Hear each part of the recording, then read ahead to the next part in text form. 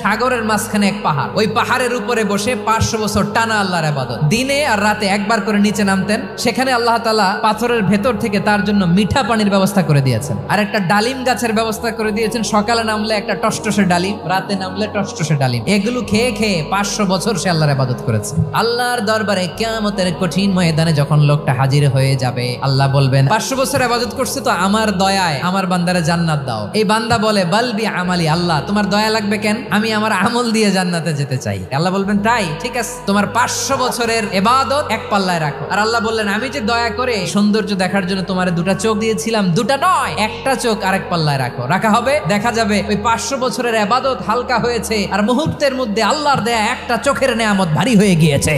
ফলাফল দেখো, হিসাব বলে তুমি এখন জাহান্নামে যাবা, যাও এবার জাহান্নামে যাও। এবার লোকটা কাচুমাচু করে বলে আল্লাহ এবার আমি বুঝতে পেরেছি তোমার দয়া ছাড়া দুনিয়ায় কেউ জান্নাতে যেতে পারবে না।